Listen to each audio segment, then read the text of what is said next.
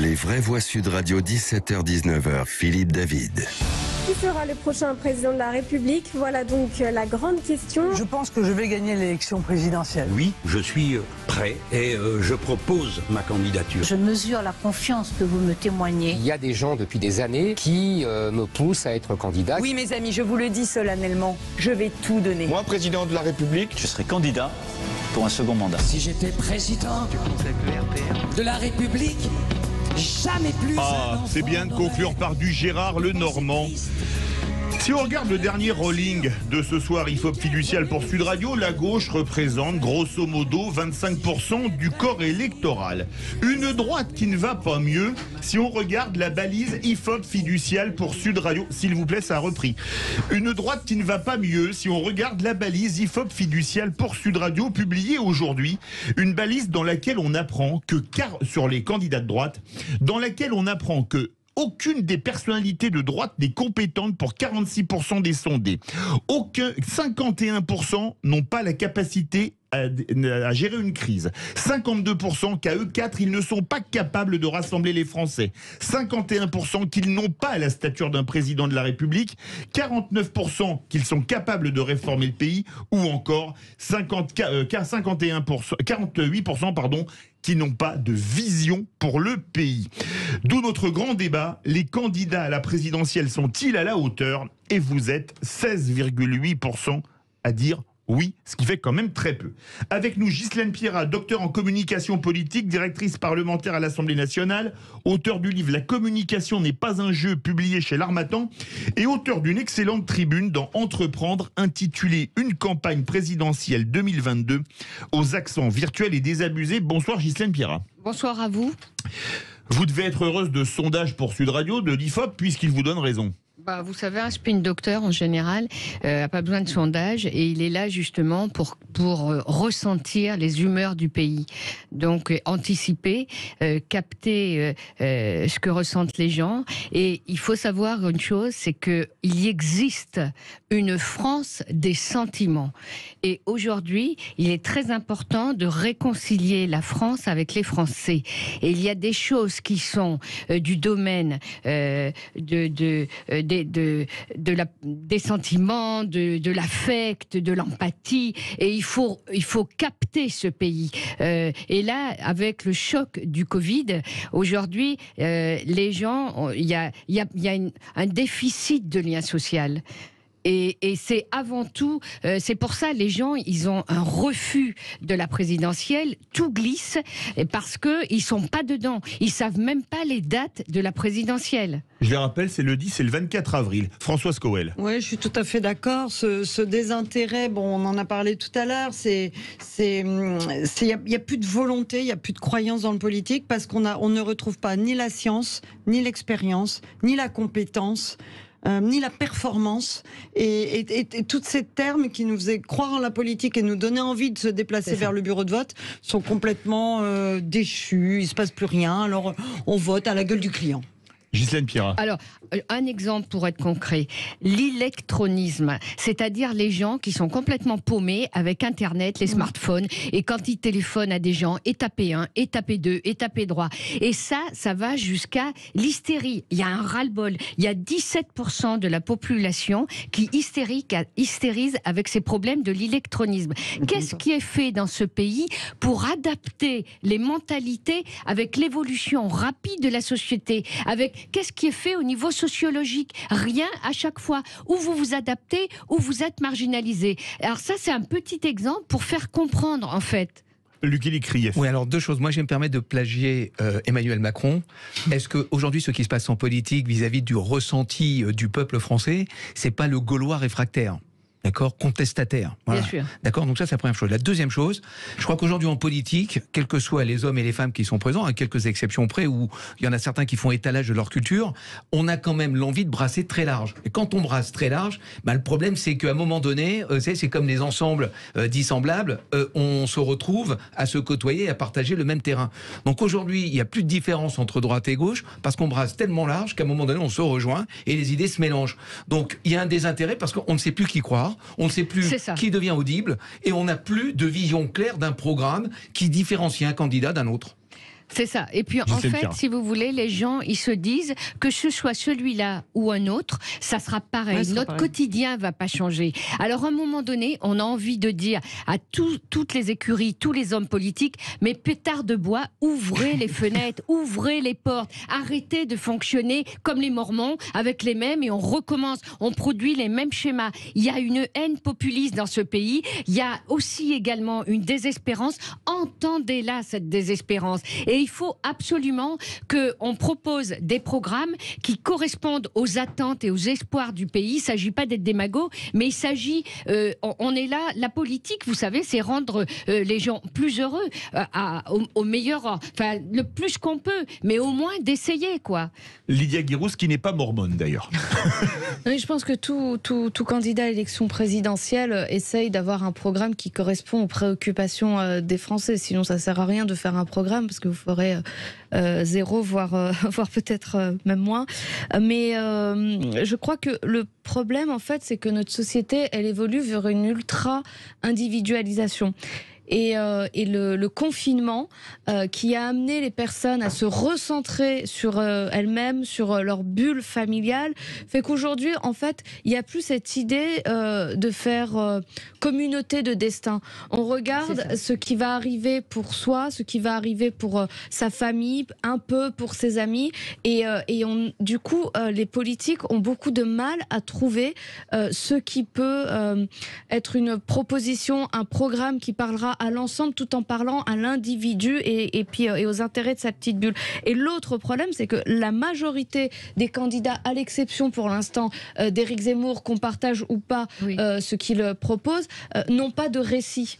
Ne trace pas de ligne droite, disons voilà ce que je constate du pays, voilà où je veux vous amener, voilà où je veux amener la France. Et à l'époque, Nicolas Sarkozy, en 2007, il y avait un récit. On sentait qu'on allait vers une direction, on comprenait que si on travaillait plus, on allait gagner plus, qu'importe s'il y a eu des désillusions après, mais il y avait quelque chose qui marquait et il y avait un récit sur la situation du pays et ce vers quoi on veut amener le pays et les Français. Et aujourd'hui, ça n'existe pas. Et quand on enchaîne les propositions, alors il y en a beaucoup qui disent toujours oui, mais c'est pas assez chiffré, c'est pas assez précis. Je pense que les Français, en fait, on en ras-le-bol de cette course à l'hyper-précision. Moi, c'est 2,772 millions que je reprends à 1,3. Ils en ont rien à faire.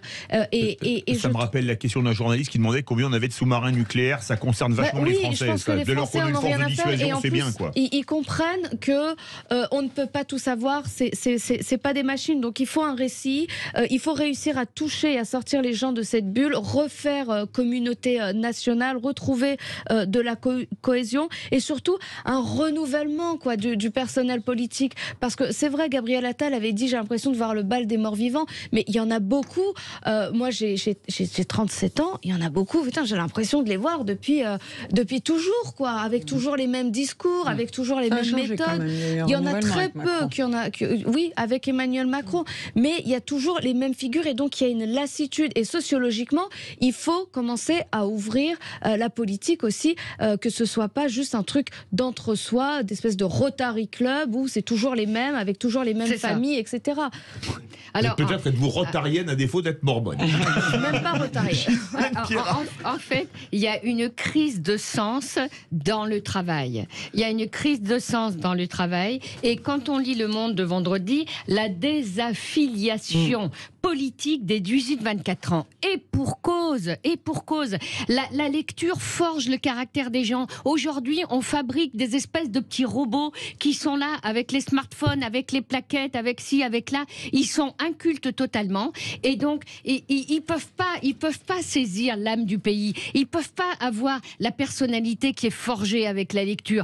Ça, c'est un enjeu hyper important. Donc, si vous voulez, il faut pas avoir ce regard binaire, les bons, les gentils, les méchants, etc. Il faut comprendre à travers les lignes et il faut comprendre aussi pourquoi on a des gamins qui n'ont aucune idée de la politique, qui s'en foutent complètement parce qu'ils sont sur leur planète et c'est nous qui avons fabriqué ça. Et il est grand temps de recadrer et de leur expliquer avec pédagogie pourquoi ça sert de lire, pourquoi il faut travailler différemment.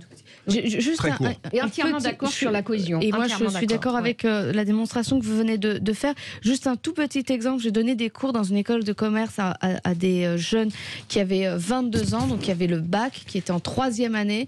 Je leur ai demandé de me citer les présidents de la 5e République. 1, ils ne savaient pas ce qu'était la 5e République. 2, ils étaient incapables de me citer plus de 2 présidents. Donc, vous voyez le Ils niveau... vous ont pas dit Griezmann, Mbappé, Varane, non? Non, mais ça, ils étaient hyper calés. Je leur ai demandé comment ils s'informaient, quels journaux ils regardaient, quels journaux ils lisaient. Aucun, ils s'informaient sur Twitter. Je pense qu'on a archipélisé vraiment cette société et on a construit vraiment, c'est un peu une formule, mais des murs au lieu de construire des ponts. C'est le livre d'archipel français de Jérôme Fourquet de l'IFOP. Absolument. C'est c'est tellement vrai ce qu'il dit, c'est une très belle métaphore, c'est à la fois très poétique et très juste. Et je pense qu'en effet, à force de séparer les gens, et alors du coup, les politiques, eux, ils ont essayé de plaire à tout le monde, ils étaient dans la séduction tellement qu'au bout du compte, on a une espèce de performance molle comme ça qui ne plaît plus à personne et qui désaffecte les urnes. Luc-Éric Krief-Court, parce qu'on va au 0826 300 300, ça réagit. Oui, non, juste, je voulais dire, on a quand même une culture aujourd'hui, Facebook, Twitter, etc. Et en fait, les gens se cultivent à travers des réseaux sociaux, le fake news, effectivement, et on en fait une vérité. C'est ça qui est terrible. C'est ça qui Direction le 0826 300 300. Bonsoir Renaud. Bonsoir Philippe David. Bienvenue sur Sud Radio, vous voulez réagir sur notre débat? J'entends certaines choses relativement intéressantes de la part de chacun de vos chroniqueurs. Le monsieur dont j'ai oublié le nom, qui me disait il n'y a pas de gauche et de droite, etc., etc. Et oui, il a tout à fait raison, parce qu'en fait, aujourd'hui, la réalité, c'est que la politique n'existe plus. Pour que la politique existe, il faudrait que la France soit un pays souverain. Et donc, tous les candidats ne sont pas à la hauteur des enjeux, parce qu'ils se moquent totalement de la question centrale. L'Union européenne et l'euro, c'est une question centrale. Et le seul qui s'intéresse à ces questions-là, c'est François Asselineau, qui n'apparaît absolument pas dans vos sondages IFOP et dans la majorité si, il apparaît, mais il est à moins de 0,5%, donc on ne le cite pas. Parce qu'il est à moins de 0,5%, il y en a plein qui sont à moins de 0,5%. Ah d'accord, parce qu'il est à moins de... Il est sondé, mais sinon, si tous ceux qui sont à moins de 0,5, on fait sauter les 2 premiers tours de table de l'actualité. Oui, non, mais je peux éventuellement comprendre. Alors, je vous donne la réponse. Il faut quand même savoir quelque chose, c'est que, en admettant que François Asselineau soit à 0,5, on ne peut pas le considérer comme un candidat, comme d'autres candidats qui pourraient être fantaisistes avec un score supérieur à égal à 0,5%, pour plusieurs raisons. D'abord, parce que c'est un candidat sérieux et qui travaille, et qui est lucide, et qui a compris que le problème central, c'est la question de la souveraineté. Sans souveraineté, il n'y a pas de politique, monsieur David. Et deuxièmement, il a été candidat en 2017. Donc à ce titre-là, je pense qu'il mérite quand même d'avoir le moindre respect, en sachant que dans tous les instituts de sondage, vous vous êtes amusé à tester Arnaud Montebourg, qui était loin d'avoir ses parrainages et qui a fini par capituler lamentablement et piteusement. Donc ça, il faut quand même le préciser. Ensuite, je vous dis, la campagne présidentielle, c'est les Marseillais contre le reste du monde. Ça ne servira à rien, puisque de toute façon, on reste dans le système tel qu'il est. Donc la France continuera à s'appauvrir. La France continuera à s'appauvrir. Et c'est tant pis, je veux dire. Marine Le Pen ne pourra pas tenir ses engagements. Éric Zemmour non plus. Alors Renaud, il nous reste 3 minutes. On vous remercie, on va faire réagir les invités. Ghislaine Pierrat, c'est vrai que la question de la souveraineté, on se plaint de notre souveraineté numérique, on en parlait il y a quelques minutes pour les données de santé, etc. Est-ce que quelque part, moi ça m'a rappelé une phrase de Philippe Séguin qui disait, on dit tous les politiques font la même chose, ils ont un même grossiste, l'Europe. C'est quand même une chose. Aujourd'hui, un président de la République, il a plus beaucoup de pouvoir parce que la monnaie, ça se décide à Francfort, la politique internationale, commerciale se décide à Bruxelles et la politique militaire se décide à Washington avec l'OTAN. Donc c'est vrai qu'aujourd'hui, le roi est nu. J'ai compris. Alors, Zemmour, il a surfé sur ce truc de la civilisation. Mais Zemmour, le problème, c'est qu'il aime la France, il défend la France, mais il n'aime pas les Français. Alors ça pose un petit problème et il fait un doigt d'honneur quand ça lui plaît pas. Donc, bon, là, ça pose un souci. Alors, évidemment, là aussi, et vous serez d'accord avec moi, les problèmes de civilisation, les problèmes d'identité, parce que quand on a tout perdu, ce qui est notre cas pour la plupart d'entre nous après ces 2 années de Covid, qu'est-ce qui nous reste à tous? Il nous reste la fierté d'être français. Alors, quand Emmanuel Macron, qui est très intelligent, dit « je vais déconstruire l'histoire », là, c'est stop, parce que les gens qui comprennent pas tout, ça, par contre, ils percutent. Donc, il faut nous laisser cette histoire absolument absolument extraordinaire, absolument magique qu'est la France. La souveraineté, c'est un sujet, l'identité, c'est un sujet, et c'est pas parce qu'on va le traiter qu'on est des fachos. Voilà. Luc Éric Krief. Alors moi, je voudrais juste réagir. Je pense que l'Europe a été le bouc émissaire et encore aujourd'hui le bouc émissaire de politiques irresponsables. Ça veut dire que si effectivement chacun des politiques de chaque pays s'était affirmé dans un choix politique très clair, assumé et parfaitement personnalisé, l'Europe aujourd'hui fonctionnerait normalement. Malheureusement, on a laissé l'Europe un petit peu avec ses dérives, très réglementaires, très administratives. C'est ça, l'Europe elle n'est ni sociale ni politique. Non mais le problème c'est que l'Europe est totalement asphyxiée. On ne prend aucune décision à l'Europe pour une seule raison, c'est que toutes les décisions doivent être prises à l'unanimité. Et globalement, on a aujourd'hui immobilisé un système qui pouvait fonctionner.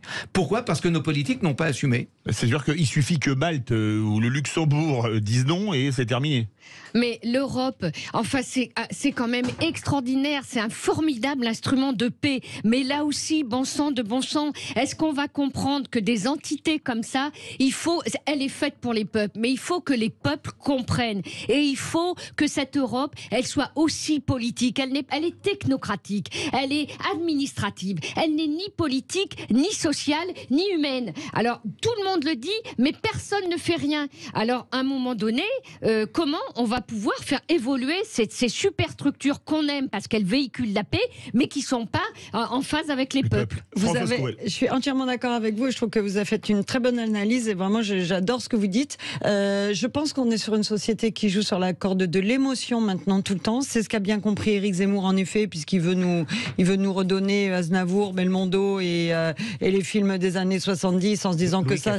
Et Louis XIV, bah voilà. Non mais c'est surtout cette chose qui coordonne qui avait donné du ciment en fait à un moment donné dans la société des années 70-80 qui n'existe plus. Ce ciment il est complètement dilaté aujourd'hui, il est en miettes et on en revient à l'archipélisation et c'est terrible parce qu'il surfe sur cette société du sensible et de l'émotionnel pour essayer de faire un projet politique qui est un projet terrible, qui est un projet qui est mortifère, qui est extrêmement funeste et dans lequel malheureusement à cause de cette corde sensible qu'on a tous, on peut aller voter. Enfin je pense qu'il y a des gens qui peuvent le faire parce qu'ils ont envie d'y croire. Merci beaucoup, on arrive au bout. En tout cas, moi je vais lire votre livre.